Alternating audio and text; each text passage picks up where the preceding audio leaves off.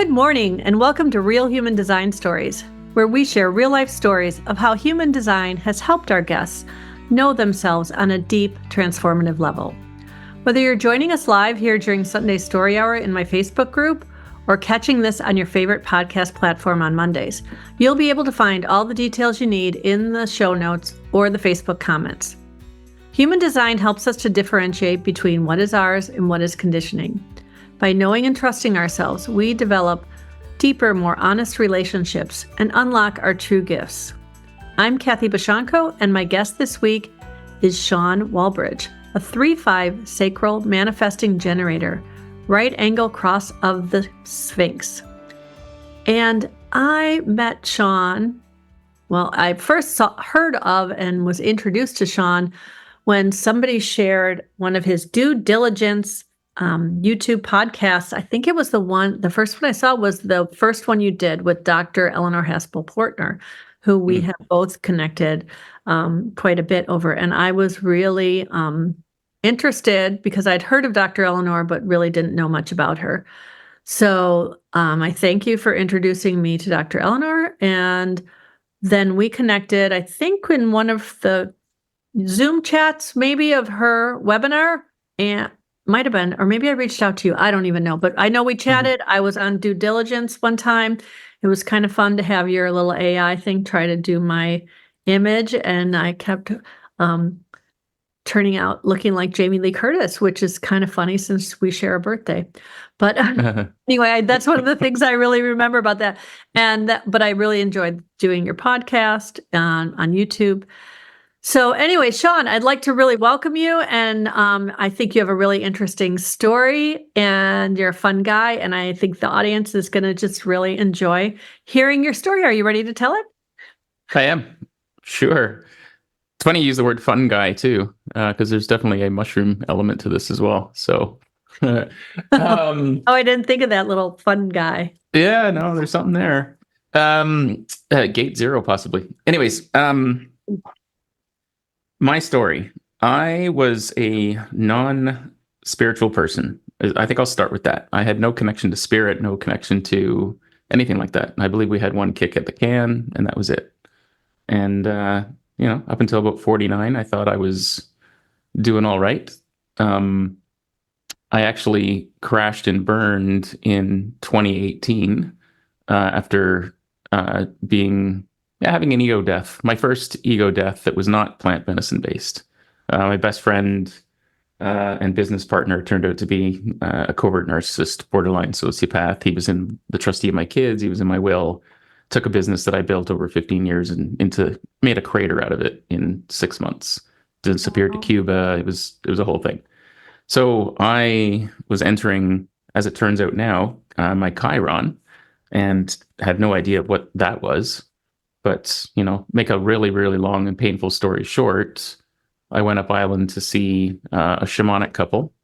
And, I was a drummer my whole life, very successful alcoholic, but had never smoked a cigarette, never touched, cannabis ever. In fact, I was probably the most boring drummer anyone met in that cycle, in our circle. In fact, I used to do auditions, nail the audition, and then they'd want to go smoke a joint after to talk about the gig. And I'd be like, oh no, I don't smoke. And it was over for me at that point, right? I wasn't trusted. So that was my experience when I was growing up in the 80s with the war on drugs. But anyways, the reason I say that is I have a very addictive personality, and I'm glad I hadn't found the substance at that time.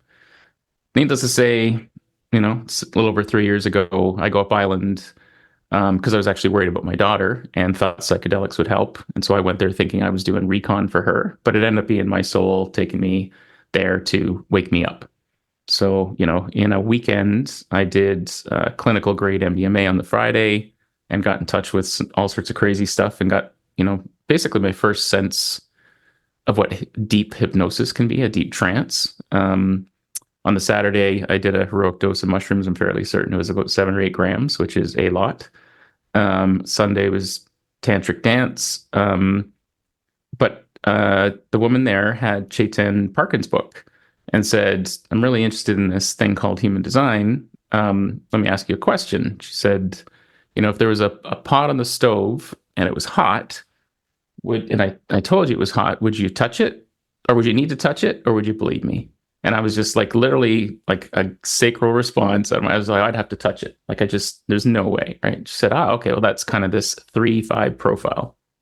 And, at the time, there was a lot of things catching my attention that weekend. Like, I went there with sleep apnea and left never using the machine again and sleeping through the night. Like, there was all sorts of things that changed in my body and my mind that weekend. It was pretty profound. I come home, that little statement, the little human designy bit stuck with me. And so I was digging. And 3 years ago, there was a lot less content, I would say. And a lot of it was older content. So it was like Richard Beaumont's videos, which I really appreciated, but always had kind of like a cheesy 90s clip art flair to it. And I was like, how old is this information? And then there was all of Ra's stuff. And I had a real hard time with tracking Ra. To me, it was, I was like, God, I don't want to join Scientology. Tom Cruise is nuts. Like in my mind, I was like what? Yeah. Right? What am I getting into here? But I stuck with it. And even on reflection, I was thinking about this week, like I never read Chaitan's book because as I started getting into it, a bunch of people were telling me, oh no, Linda Blinell's book is the book. You must read this book. And I didn't read that one either. In fact, I haven't read any of his books. The reason I say that is I'm really more into Chaitan's work and Dr. Eleanor's and sort of like before Ra got thematic and got off script and got off channel. And so, I think I would have had a less bumpy ride the last 3 years had I just gotten the book and read it or listened to it. But that was kind of my experiment. Which book did she have? This Book of Destinies or his the yellow one? Yeah, the first one. Yeah, the Book of Destinies is his Incarnation Cross book. The other one is I forget the name of it, but I have it. I can't think of the name of it, but it's the very first. It was the first human design book ever published, I believe. I think it published first. And you've interviewed him, like in his story, he was kind of told he would write this thing, right? Like that was his destiny to do it. So it's funny, I was listening to it on a walk this week. Like the first time I'm actually taking that book in has been in the last week is via an audiobook on a walk. Oh, he has an audiobook version of it? Yeah. It's not his voice. I would have preferred his actually, because it's, one of those really watered down narrator voices, but it's still effective content and different content, right? 5 types. And, it's all about energy flow and not about this is what's wrong with you. This is anyways, where was I going with that? Oh yeah. So I just kept digging. And I think my path to discover human design has been fairly unique in that I just kept chasing readings. I probably had a dozen readings. And I've since realized that I'm very good at pattern matching. So, I would look for the themes across all these readings and what resonated, and then others that just kind of stood out as outliers. I in my mind, I was kind of like, piecing that together.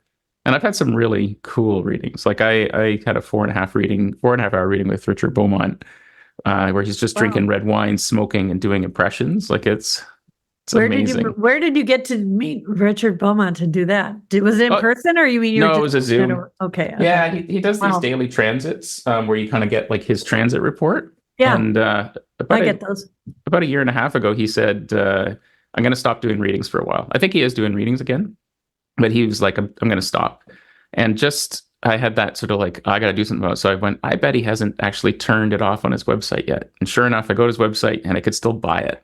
So even though he was done, I was like, I'm paying for it. He can give me a refund. Sure enough, 3 weeks later, because he was on his own schedule, he's like, you snuck in under the radar. And I was like, oh, yeah, of course I did. I knew I did. Right. And I had my reading. So I think I had his last reading at the time for a while. And it was powerful. But some of the things he told me, I'm still exploring now. I can't even watch it in one sitting because it's, I get 10 minutes in and my brain squirrels and, But he spent 4.5 hours with you? Mm-hmm. You do that to people.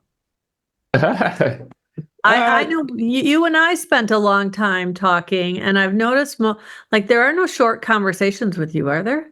Does anybody just talk to you for 5 minutes? No, well, Good question, Sean. no, honestly, all my conversations were short in the past because it was really? agonizing for me to have conversations with people.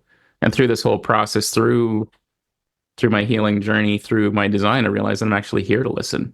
I'm here to hold, my gate 13 is my personality sun. I'm here to hear stories. And I, through all sorts of means, I realized that, like I have gate 57. And to me, that's absolutely the right ear. And right ear metaphysically listens for danger. And I realized I was always on high alert for danger, that I didn't actually hear what was happening in conversation. And being a quad left, my focus just bounces all over the place like so fast. Like time can stop. I kid you not, I have experiences where we could be talking right now and you'll say something and it'll trigger something cognitively for me, and I will disappear for what feels like 45 minutes and return, and you'll still be in the middle of your sentence. But I've missed enough context that now I feel bad because I don't know what we're talking about anymore. So that used to be a real problem, and there's not so much anymore. You and I share the open ajna, and I think that's an open ajna thing, right? Or what do you attribute that to? I could attribute listening for danger to the right ear. Because I actually know now in situations I have to turn my head different away because I'm just getting too much information and it's acoustically distracting.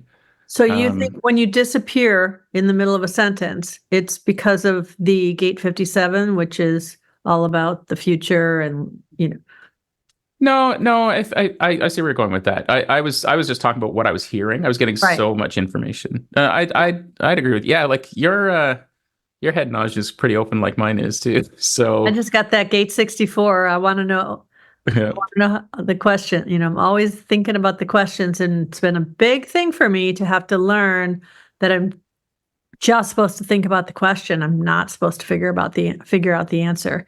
And so questions have become my superpower, right? So, yeah, but I was looking at your chart, and I do have a link to the chart pinned in the comments for those who are watching in the Facebook group right now, and I'll share a link somewhere to your chart for people.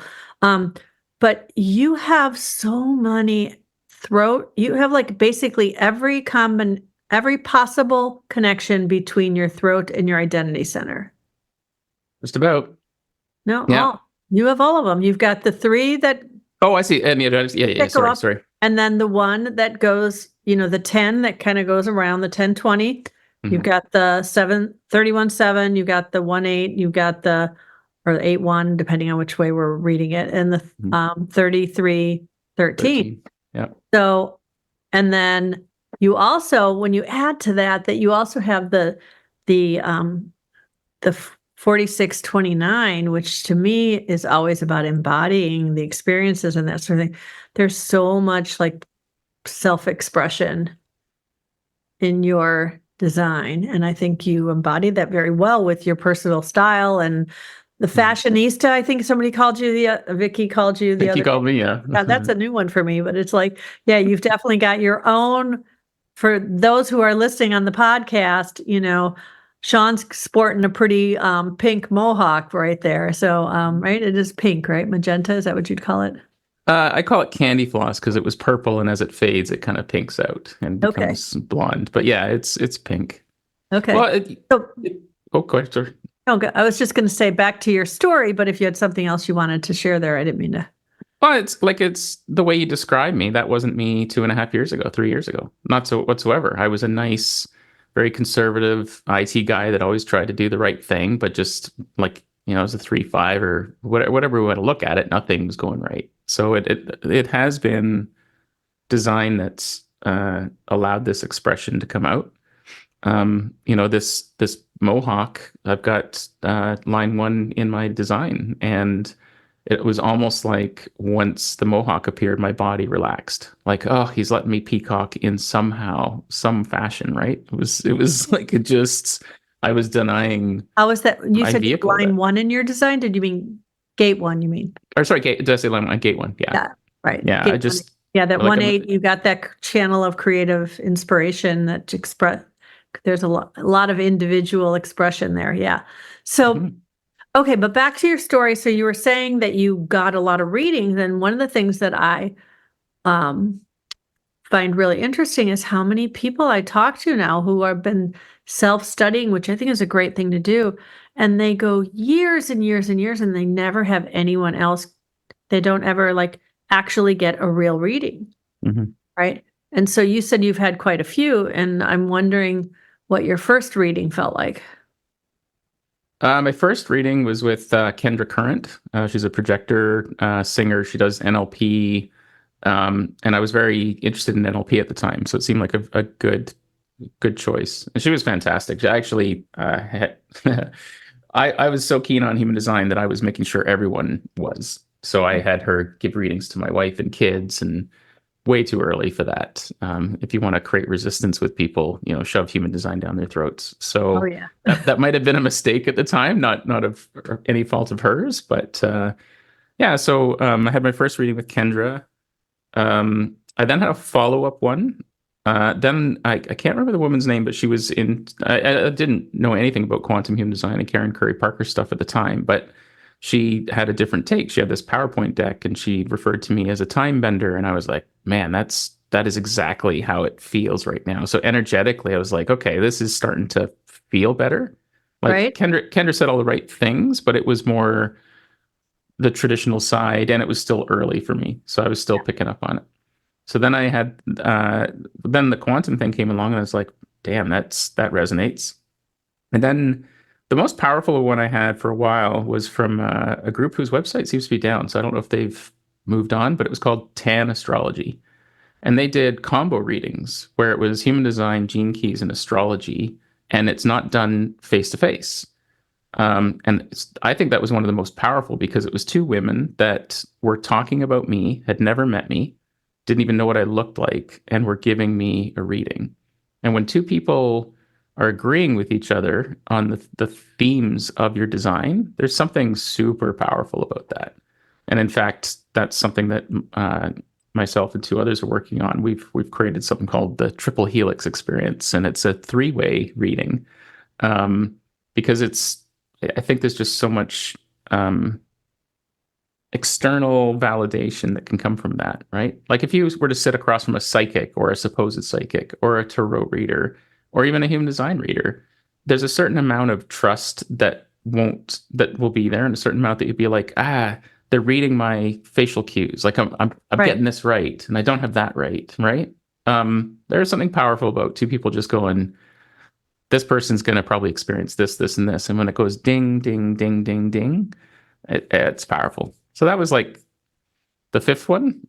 After that, and Leanne Wolf, very powerful, and the depth there, loved hers. And I actually did some mentoring with her. And then I think it was Richard Beaumont's. And in that reading, he kept talking about like, here's a depth charge for you. And the experiments he gave me to try were like, go to graveyards and take your shoes and socks off and stand in the earth, right? Like, who says that to you, Wow. right? But he wasn't wrong in Yeah. my So you try conversation. it? Not just like graveyards, but certainly ancient sites where there's like, or old trees, an old oak tree. I've taught my conversations with Dr. Eleanor, like channel 1333 is sort of the path to the Akashic records. Well, how am I going to get data? I got to get it from sources. Well, you can try to read it from a book, or you can, physically place yourself, get grounded, do all the things you need to do to get the body listening and let her rip. And yeah, I've had some interesting experiences with said practice. So Yeah. So you said that you bought readings for your wife, and I'm sorry, how many kids do you have? two. My daughter is 22 and my son's 20. Okay, so they were like both in their later teens when you got them readings. Mm-hmm. And were you still at this point mild-mannered IT guy, or were you already like changing and they're like, well, what's going on with dad? When you have a big plant medicine experience, if you don't integrate well, and I did okay, you tend to come back and blow stuff up. So I don't know if I was IT guy anymore. I was guy that knew IT and was avoiding it at all costs because I was tired of it. Yeah. So yeah, In your tower moment.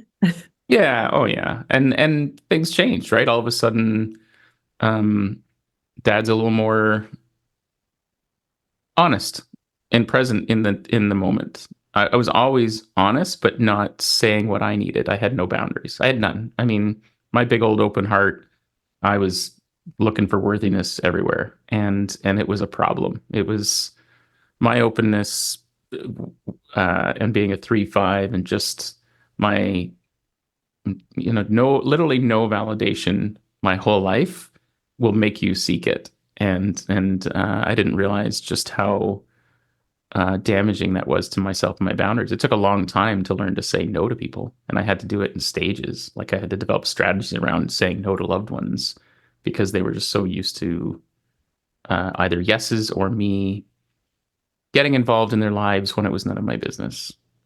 So yeah. So for those who are not able to look at Sean's chart right now, I just want to mention that he's got a completely open will center, heart.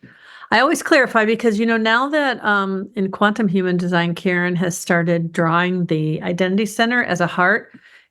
I get the idea because the love gates are on there, but it confuses the heck out of a lot of people. And some people have started referring to the identity center or self center as the heart. So I just, so many names for so many things. I think that's one of the things that in some cases confuses and turns people off. But could I speak to that for a second? Yeah, Because sure. I agree with you. To me, it's the heart, and that's with my conversations with Dr. Eleanor. But it's partly because of the sacred geometry of it all too. It's interesting. I hadn't heard the story where Karen Curry Parker put the Bodygraph on her chest and absorbed it, but that sounds reasonable to me these days. Mhm. The irony is she's changed the heart into, I think, it's a shape like a heart. And she has changed the identity center. Mhm.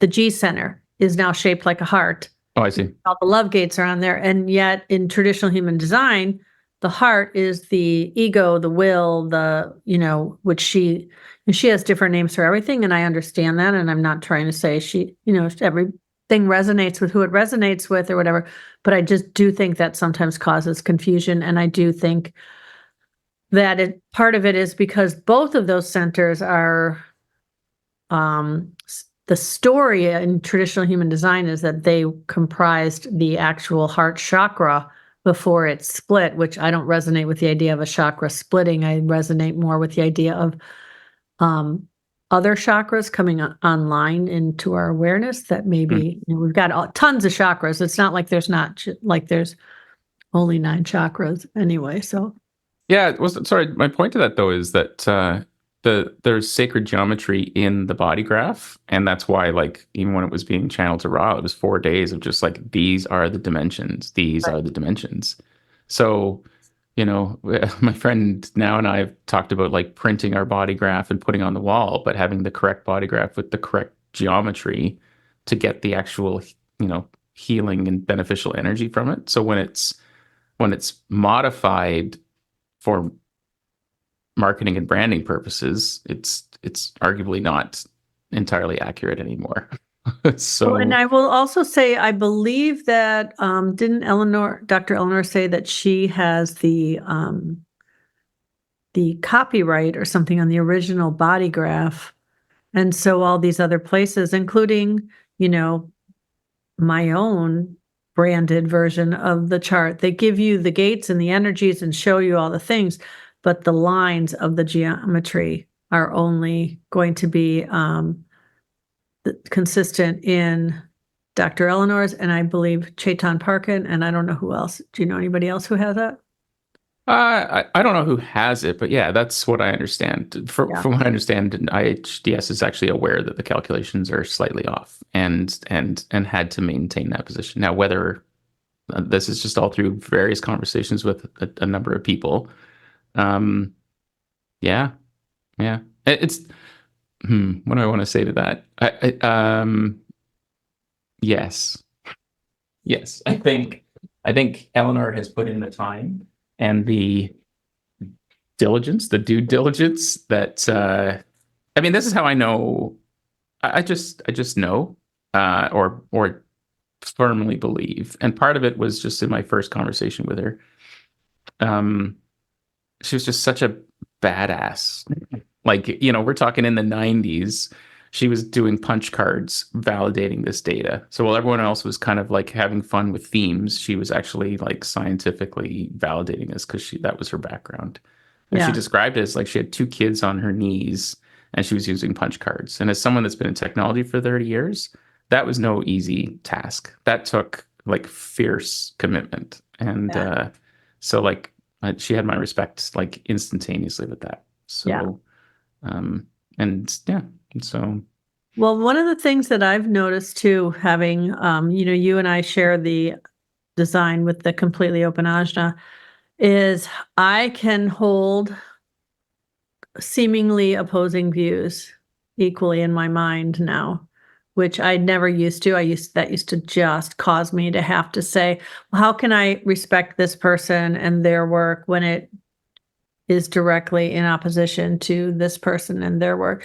And so when I listened to your podcast with Dr. Eleanor, and she talked about some of the things that her research showed as not being valid, there was a part of me that still had that momentary thing of, not even momentary, like it was a thing that really had to ride out my wave of, so if profile doesn't hold up, there was no scientific validity to profile,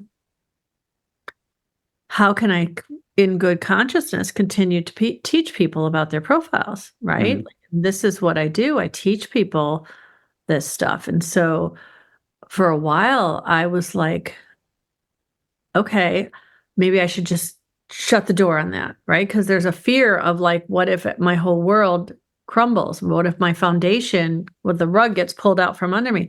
And one thing that I have really embraced in my journey is to not be afraid of those moments, right? Because Mhm. sometimes something has to collapse for something better to be built, like the tower moment in the card. Or, I have a niece who stood and watched her entire her home burn to the ground, right? Because where she lives in Canada, there is no fire department. Mhm. She stood there with her dog and the few things she'd been able to pull out, and the troop, whatever the police is called there, who had come and stood there, and she's like, "No one's coming, are they?" And he's like, "There is no one." Um, Mhm. and it was horrible, but it was the universe's way of her husband and her 3 grown boys, built the home they had been saying for years that they needed to build. And they did it while the boys were still young enough to, be able to take a summer and do this with their father and have this experience and build this home and do all these things that wouldn't have happened, right? If this horrible tragedy had not happened, at least wouldn't have happened in the way that it did. And so I've really, as part of my radical self-trust, which anybody who follows me knows that's my hashtag I put everywhere, is to know that when something falls apart, it's in order for something better to be built, and it's up to us to not cling to what fell apart so much that we don't get the thing that was supposed to be coming next.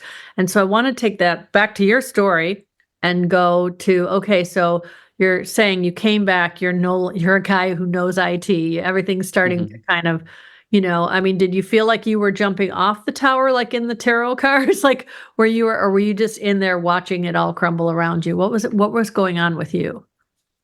On reflection, it almost seemed like part of a plan. At the time, it was chaotic. Was a very busy manifesting generator with no connection to my spleen or sacral. So I was just initiating all over the place. So I've spent the last 3 years basically trying to land planes that I was assembling in the air, and I had driven myself to exhaustion. I mean, during COVID, I'd already gone through all this traumatic stuff, and then COVID came. My wife went like a lot of people and started binge watching Netflix. I did the opposite. I started seeing who I could rescue everywhere. So I was like all of a sudden online and creating videos, and I was a Make-A-Wish volunteer. I'd already done like 80 Make-A-Wish interviews prior to COVID over 9 years. I did 80 in 8 months because a lot of Make-A-Wish volunteers are seniors, and they were not on the Zoom train at the time, especially 4 years ago. So they lost a bunch of volunteers, but kids still had needs. And my heart just was like, I got to do something. And all of a sudden, I'm adding this to my life, which, I'm basically trying to re-engineer my life, figure it out. I'm exploring plant medicine, which has its own sort of amplifiers. And I'm doing Make-A-Wish like a maniac. And it was not healthy for me. It was just such a bad way to go, but I was completely lost. That open heart. Unhealthy how? Unhealthy in that was the time for me to do some self-care, and I wasn't doing that yet. I wasn't even remotely self-care. I mean, I used to be 309 pounds in 2017. Yeah, and I did not know that. Well, and it's only so it takes 7 years to replace every cell in your body. Like July 17th of this year, I was absolutely a completely different person. If you see the picture of me from 2017, different dude completely. So I know that's what Ross said, but I've heard the science is there are certain cells that don't replace, like and some that take 100 years. But yeah, that's the idea. I mean, and it is a big chunk of ourself. And so for those who are not watching this on, and are just listening, Sean's definitely not 309 pounds now or whatever. No. He's definitely trimmed down. So, okay. And I will say, you mentioned something about not being connected to your spleen or sacral. Now you are actually a single definition. So energetically you are connected. You just weren't aware of your connection to the spleen or the sacral is what you're saying. So I know you said Richard Beaumont gave you some like assignment sort of to do stuff like that. But at what point do you feel like you start, which came online first, spleen or sacral? Like which should you connect to first? And is there a certain thing that inspired each or both? If I'm being honest, I think I only connected with my sacral maybe 6 months ago. Yeah. Up until then, I was still in my head. When I reflect now in my life, I recognize where the whispers were from my spleen, and I ignored them. Right, that fella that drove me into the ground. There was 2 moments where one of those moments where you're like, oh man, I remember thinking that is really weird what he just said, and I just at the time was so keen on having a best friend because I never had one that I was blind to what he was doing. Right, and for the sacral, I've been exploring a lot of muscle testing lately, and that's been interesting too. So lean testing, pendulums, all that stuff. I had to do that to find my sacral because I think it's that 3420. Like I don't know if that's the verbal gunslinger or whatever, but it's a high octane, fast moving. The 1020 is the verbal guns. Oh, is that the one? Okay. Yeah, but there's probably an element of it too, but the 1020 is the one Ross specifically referred to as the verbal gunslinger. Yeah, so I could speak very fast. I mean, there's so many interesting things that I've now understand about myself through design. Because and I want to say this, and for anyone that's listening, because this is the epiphany I've had in the last couple of weeks, and I've been repeating it wherever I can. I found human design because I was looking for what was wrong with me and everybody else. That was my lens, and now I realize that's not how human design should or needs to be viewed, and no longer how I view it. To me, it's an empowering piece of data that tells me where energy flows. But my angle for a long time was, what is wrong with me? Why does this keep happening to me? Why are these people awful? Why do I even choose to hold space for some of these awful people? And now I'm like, well, they were put in my life to teach me something, and the lessons have been learned. And yeah, it's yeah. Well, when you and I talked, I remember when we talked when I was on your podcast, I think is when this happened, when you were talking a little bit about how when you first were trying to experiment, like you used the expression, I think, trying human design, but it was like something was not working for you. Like you kept feeling like there was something missing, and that's what you said the Dr. Eleanor's teachings has really helped you with. But what was it that you felt was missing now in hindsight? Or do you know what you felt was missing? I should ask you more yes/no questions.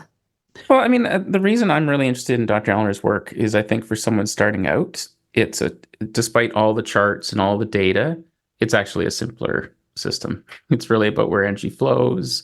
We don't need to get into all the nuances that have been kind of created over time, right? Profile, for example, it absolutely resonates. Like I can't not speak to that to people because I've talked to enough folks that I can say, oh, you've got this profile. I'll give a couple of examples or anecdotes, and they feel heard. So it's thematic, but it's not scientific. And so it's you know I think it can be easier. And here's how I found Eleanor is I was actually chasing all the things that she's built a lifetime of discipline around. I was somehow always drawn to hypnosis. I was always drawn to clean language. Something was not allowing me to read a human design book. I tended. For those who don't know Dr. Eleanor, clean language might make people think you don't swear. So what's clean? Clean language is effectively talking to the subconscious or the unconscious, like getting right to the point, and with clean language that the mind can hear and understand. Because we're talking all the time in this negative self-talk, and sometimes it isn't my interpretation of clean language, but it's clean, it's short. There's word economy. There's thoughtfulness around words. I mean, I'm sure you've noticed, like anyone that's been in human design, I don't know what the number is, but maybe 5 years, 7 years, you listen to them, and Leanne Wolf's a really good example. They pause. They won't say the next word until they've got the right word. And sometimes the words in the English language don't even do it justice. Like there isn't a word for what you want to express. But like Leanne is I adore her, but she does it so noticeably. She'll be talking, she'll be like, and then she'll say the word, right? And I just admired that so much. Clean language is like not saying everything's awesome. Clean language is not saying everything is cool, because it has no meaning if you say it 100 times, and people can energetically detect that. Right. So like I actually seem to disrupt lots of people when they ask me how I'm doing, and I don't say good. I say, I'm struggling a bit today. It stops them in their tracks. Like, well, some just don't give a shit, but others, it stops them in their tracks. And they're like, oh, wow, that's a thoughtful answer. And it's like, yeah, I don't really want to waste time, yours or mine, saying I'm good. Or yeah. Clean language is intentional language to get to the point, I suppose. Okay, so it's interesting because I keep thinking about conversations, because I have already had on the podcast, I had Leanne a couple weeks ago, and Dr. Eleanor was a couple weeks before that, I think. But I was, the clean language, but in my immediate response was, "Ooh, you said that word," because I have certain words that I'm trying to even try. That's a word that I always think, I hear Yoda, there is no try, only do, right? So really realizing the power of words. So for example, when I start to catch myself saying, I'm struggling with whatever it is, let's say I'm struggling with sleep apnea. So I was interested in your comments that maybe offline, I might have to ask you about all that, because but the word struggle is not an empowering word. It's it sends the message that this is not something that I'm actively mastering or working. So I try to just elevate, this whole idea with, I think Abraham Hicks teaches about the words and the hierarchy of emotions and all that stuff. A lot of people teach about that. So I try to just take it to one more level of empowerment in the way I say stuff. So if I catch myself saying, I really need to, change it to, no, I really want to, right? Just stuff like that when I'm looking at things. So, but yeah, some of the stuff that Dr. Eleanor teaches about how we ask questions is still something I'm grasping. I've had to take a little step back from all the things because right now I have a lot going on and I feel like I get so caught up in different learning things, and Dr. Eleanor's stuff has got so much in it that I have taken a tiny step back at the moment. But yeah. So I'm sorry. I feel like I kind of lost where we were going with the conversation. So I'm going to let you. That's okay. Yeah. I mean. Two open agendas together is going to be a disjointed conversation, right? Of course. Yeah. Yeah. I don't know if I have more to add to that, but I move very quickly, and if it's not with the right intention, I can create forest fires everywhere. So I've been slowing down, and this is kind of where, like, I don't necessarily believe or think I'm a 3-5 anymore. I was 3-5ing because I was in a hurry. I was stubbing my toe because I was in a hurry. So by just slowing down and being strategic and waiting to respond, I feel less like a 3-5 now, right? And I'm now focused on how many line 2s do I have? If you start just looking at how many lines I have versus the theme of my incarnation cross, if you will, I have like 6 or 7 2s. So that's what I'd rather explore. Like, what am I good at? That's way more empowering, way more fun. So. See, but I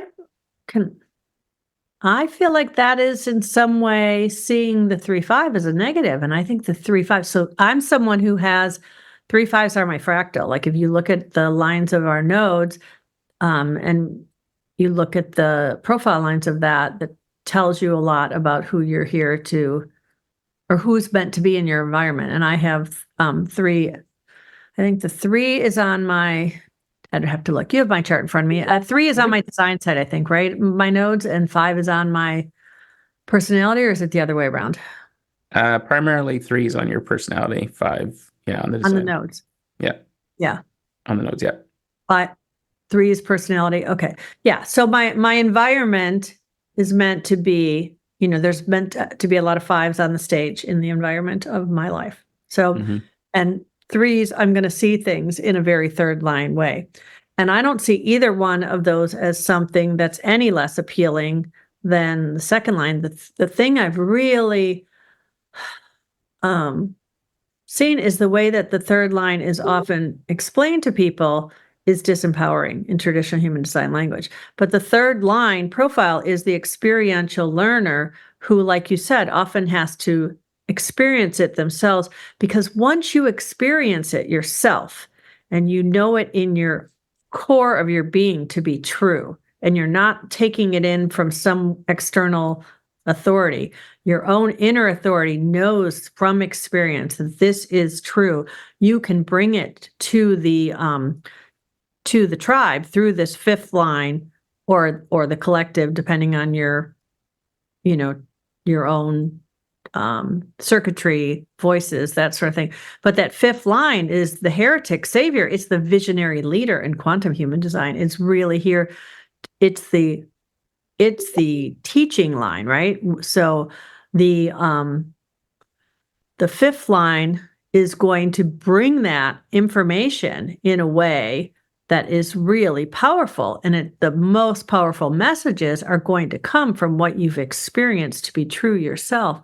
So I can see that in you. I can see how you're taking your experiences, like in this moment even, and sharing them in a way that can inspire, or some people are going to be like, oh, dude, oh, he did plant medicine. I don't believe in that, or whatever they're going to do. They're going to see you as the heretic, right? They're still going to do that because you're not for everyone. None of us are for everyone.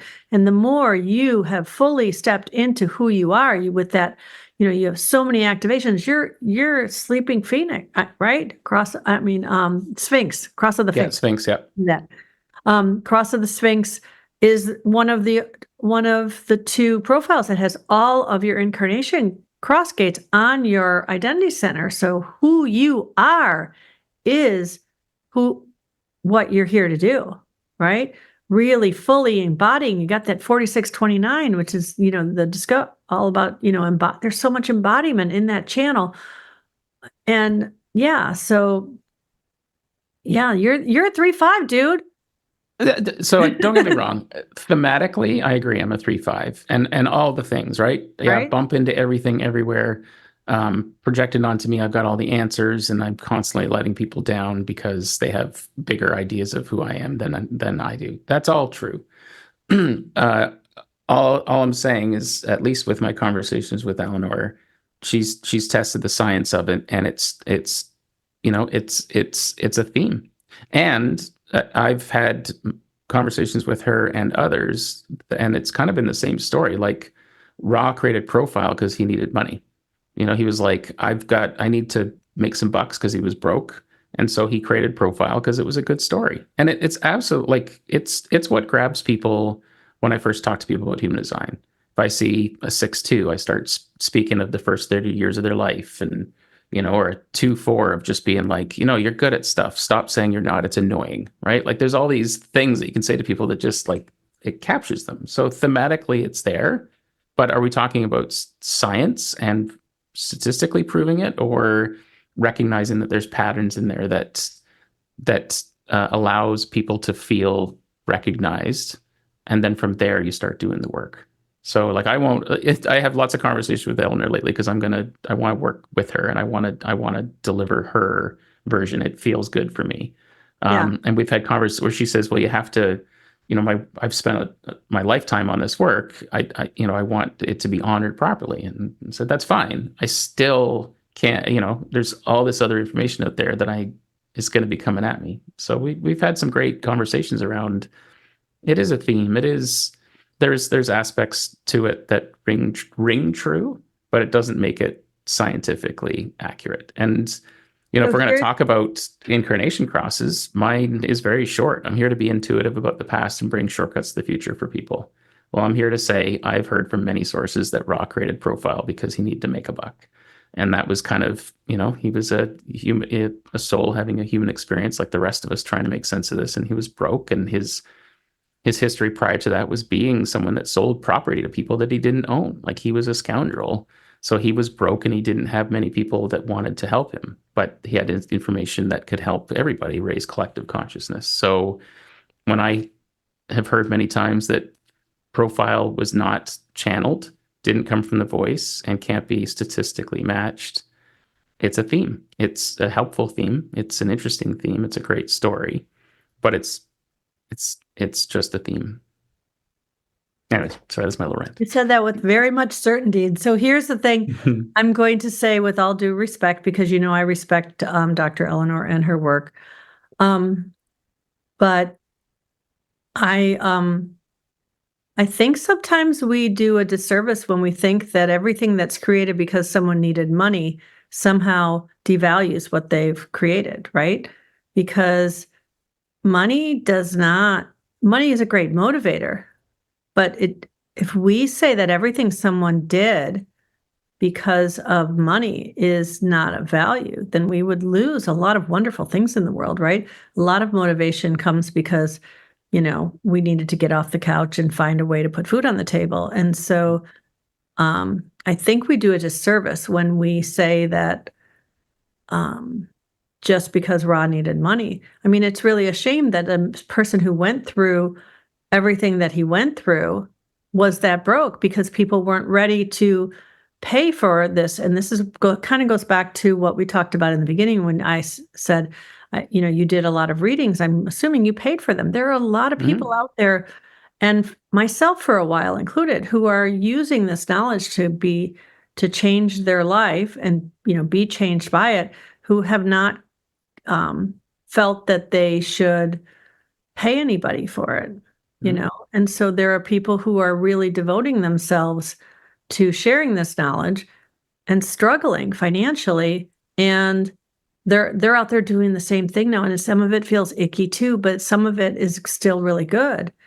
Some of it where people are like, oh, how can I do something that's going to get people to pay attention to this knowledge that's going to change them and also allow me to continue doing the work that I'm doing.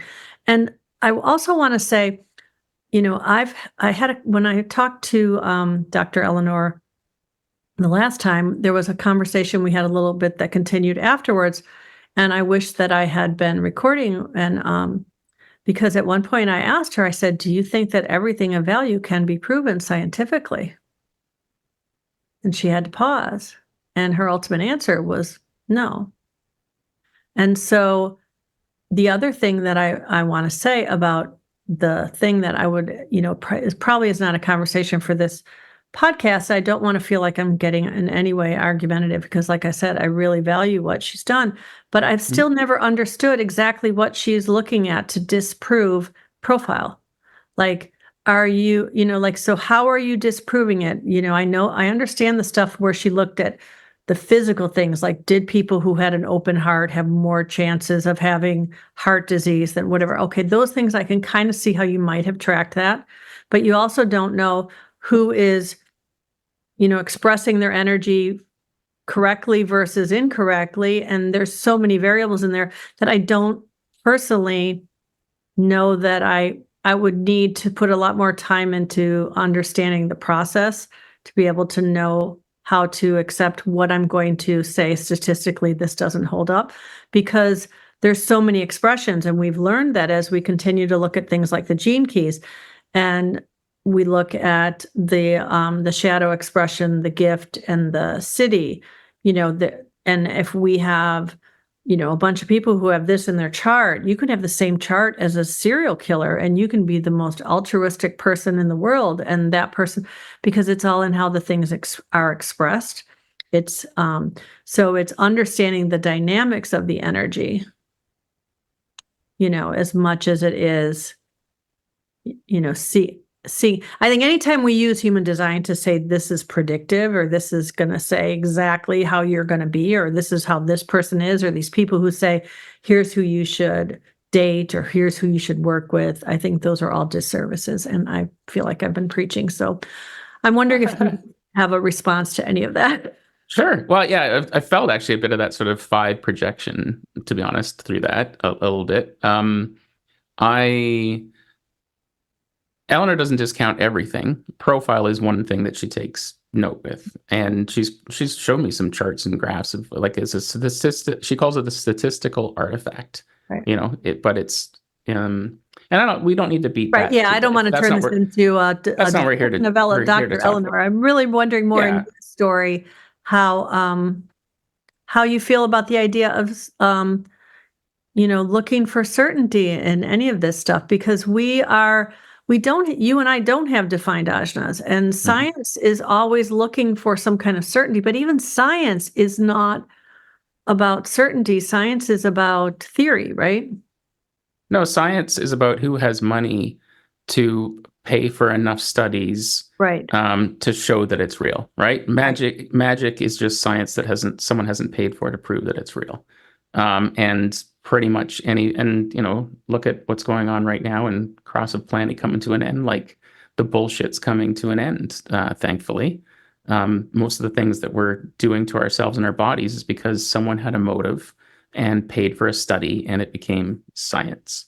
Thankfully, we've got YouTube and people sharing their experiences and other people validating other people's experiences. Like we're getting science everywhere lately, except because it's not from some organization that needs to rubber stamp it and laminate it and put us all in boxes. I mean, I could rant about this forever, but like neurodivergence is just people trying to put us in boxes. Oh, right. This person's difficult. they're going to be on the outside of the box, medicate them, do this, do that, so that they'll conform. Yes. This is what's coming to an end. Yeah, I don't know. But I could definitely go on about that, and the little anarchist in me would love to. But yeah. So where are you at with your? Because I'm realizing we're getting close to the end of time. Where, not, but I'm just wondering where you're at with your journey now, as far as in your experiment. You're at that midpoint, which I think is a really pivotal point in the embodiment of the design. You're 3.5 years in, and I remember there was something Richard Rudd has out there that really talks about how that's when you really start to feel that your body and your whole world is starting to change. If you feel the change, it becomes. So I know you said something about that you have just found a lot of human design people, like in your environment, that sort of thing. I'm just wondering where you're at in general. So a few things on that, like this whole 7 years to decondition thing. And, we were talking about cells change in 7 years. Well, if I'm a 3-5 manifesting generator, my order of doing things is going to be different than someone else as well. I'm going to be bouncing all over the place. So it's chaos. But what I will say is I'm having incredible synchronicities when I put myself in the correct environment. I have learned, it's so funny, as soon as it was 1-1-1-1-1 on the Zoom thing, but I'll give you an example. I'm a valleys person. Me too. And I haven't even asked Eleanor how she feels about valleys as far as a thing, but I can tell you from my experience that when I stand and pitch in softball games, and if I have grounded and I am able to do things that leave people bewildered. Like I can strike people out in softball, which is not something that happens because the whole game is about being able to hit the ball. But I'm in a valley. I'm sitting there. It's a little sunken. There's the bleachers. It's the whole analog of a valley. And I've been asked to pitch. So I was invited to pitch, right? So that brings out my leadership because it's projected onto me. So, I never, much as it's my favorite position because it's busy and, I there's a lot going on. I don't say I'm the pitcher. I wait to be asked. And when I do, we win. So it's, little synchronicities like that just I pay attention to. Right. And, so where am I with my experiment? I muscle and lean test. I pay attention to, I'll just keep talking about Eleanor's work because with the 4 worlds, she says something so important and powerful to me that's changed things, which is, sure, I can have sacral responses to things, but that's like here in the now, but that doesn't help me in the long term. It's just quick little decisions. And I've met lots of folks that are just like, and they're missing out on opportunities. She taught me that for anything that needs to be spiritually aligned with me, like something I can get behind, I need like a week for that. So as fast as I am, I still need time for the things that are aligned with me. And so I've done my core values exercise, and my core values are freedom, connection, integrity, playfulness, and health. And when I started that exercise 1.5 years ago, only 3 of those things were the same. And I've had to just even play with like, what are the pillars of what I stand behind? And I needed that spiritually because when I'm making decisions, they need to actually align with something greater, or I'm just going to be driving into traffic all the time, and occasionally it'll work. And sometimes it'll be like, I guess that wasn't for me. When I'm aligned with what matters to me and the things that I want from a non-materialistic standpoint, then the positive stuff arrives. So that's what I do. You have you do have the full integration channel too. So that integration is there in your chart, and that is interesting too for me to look at and see how this whole. So first of all, I do know that Dr. Eleanor doesn't teach anything about environment because she says everything below. The lines and variables and everything is something she has dismissed with her research. So, and most of that's because we don't have accurate time. Like tone, she says we need to be or have a birth time within 10 seconds. So without that, we're doing a disservice to ourselves. We're not accurate. True. If you look, and I feel like I don't feel like we want to get into, but that 10 seconds doesn't impact your environment at all. There's a lot of consistency in time because the nodes don't change that quickly. When you look at the tone in our design sun and earth, that changes, I believe, every 20 minutes, or maybe that's color. I don't know.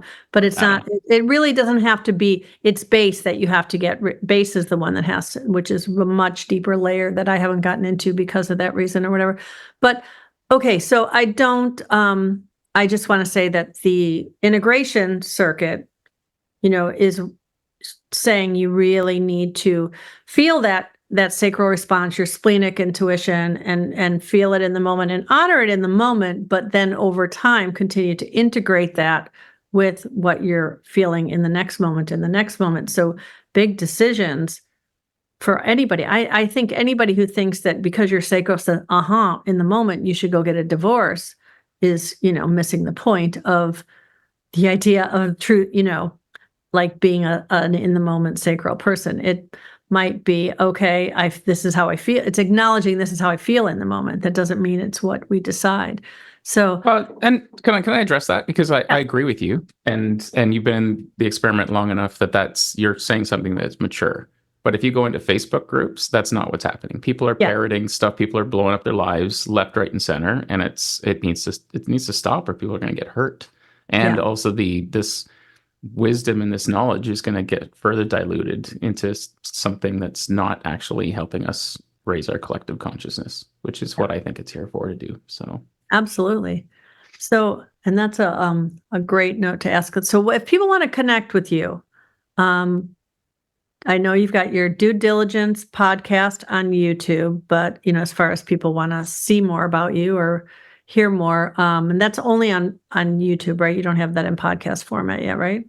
I'm too lazy to download the audio file and upload it. If someone wants to help me with that. But I'm just like, I'm already, as soon as the podcast is over, I'm already moving on. I only go live because I know how to do video editing. I know how to do these things. And once I learn how to do it once, it's dead for me. So if someone wants to do that for me, where to reach me? I'm still kind of cleaning up stuff, but like brainlitter.com, I've had that as a URL and website for years. It used to be a techie blog, and now it's really just brain litter. Yeah, so it's basically the shit that falls onto my head. I put it somewhere. 20 years ago, I would solve a technical problem and post it, and 5 years later, I would find my own post because I had forgot that I had solved this and gave myself the answer again. It was like future Sean helped, So, but yeah, brain litter is kind of where I've got things listed. I probably should clean that up. Majorchange.com is where I'm starting to put some focus. I'm working with some folks, and my goal is to be an energy strategist, not a human design reader, for example.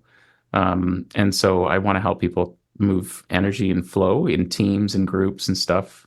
The one thing that keeps coming to my head, I think people would benefit giving each other readings. There's the business of reading, and there's and to your point earlier of like, I've been teaching helping people with human design, and then there's this pivot, and what do I do? And the information is just coming all the time. Ra's download was 1987.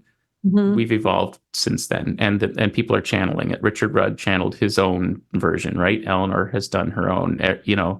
If we're gonna get stuck on that radio station, we need to be mindful that